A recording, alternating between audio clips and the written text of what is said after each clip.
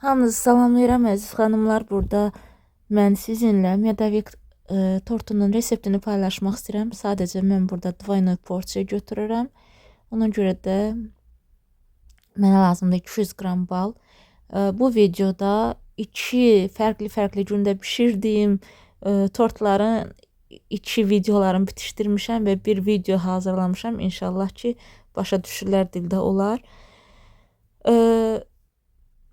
Hündür qabda balı qoyuruq plitənin üzərinə isinməyə, çox az xodda və üzərinə soda əlavə edirik.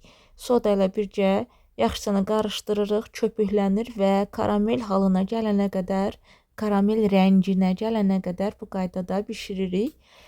Karamel rəngi aldıqdan sonra içərisinə kərə yağı və yaxud da margarin əlavə edirik. Gözləyirik ki, həmən yağ ərisin, tamamilə ərisin və ondan sonra bu ballı, yağlı qarışımı plitənin üzərindən götürürük.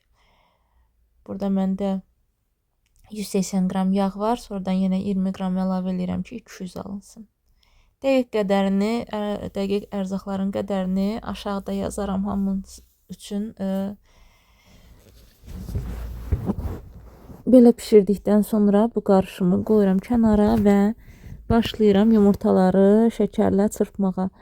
Dediyim kimi 2 porsiya olduğu üçün 8 yumurta götürmüşəm. Bunu qəşəngcə şəkərlə çırpıram. Köpük halına gəldikdən sonra isti olan ballı qarışımı bir kənardan əlavə edirəm. Baxın belənçinə. Sonra son olaraq biraz mikserin xodunu alıram və unumuzu əlavə edirəm. Unumuzu da yaxşıca qarışdırdıqdan sonra topucuq olmasın qətiyyən. Yaxşı qarışdırdıqdan sonra baxın belənçinə xəmir əldə etmiş oluruq.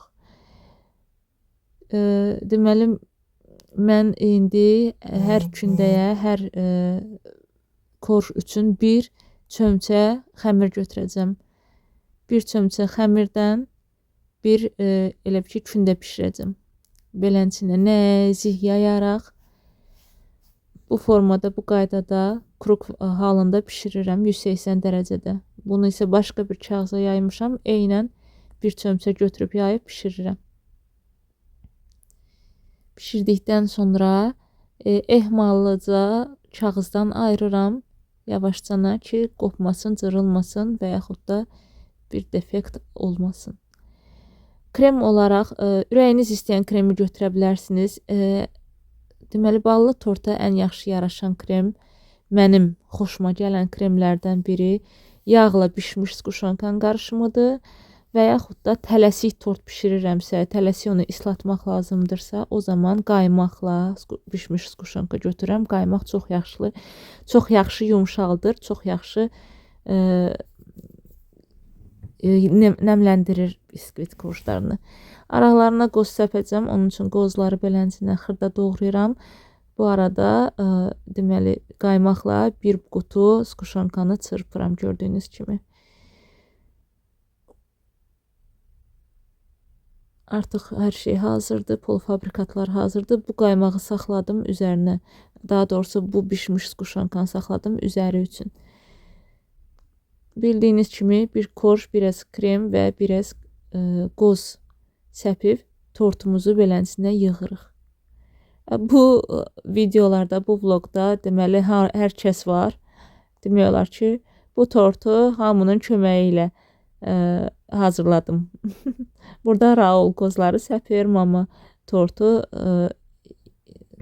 qıraqlarını kremləyir və beləncinə hər demək ki vlogdan biraz qoparda bu tortun reseptini sizinlə paylaşdım. Tortumuzu tamamen yığdıqdan sonra üzəri üçün karamel hazırlayıram. Burada məndə həm bişmiş skuşonka var, həm sadə skuşonka var. Mən sadə skuşonkadan çox götürdüm. Lazımdır az götürmək, çünki çox götürəndə üstünə ki karamel tökürük tortun üstünə, o qıraqlardan daşır, tökülür. Ona görə adi skuşonkadan az götürmək lazımdır. Adi skuşonkanı da ona görə qatıram ki, tortun üzəri üçün hazırladığım karamel yumuşaq olsun, üzərinə asan yaxmaq olsun. Budur, tortumuz artıq hazırdır. Görünüşü belə.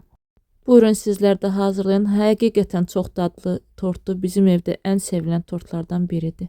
Hazırlayan hər kəsə nuş olsun deyirəm.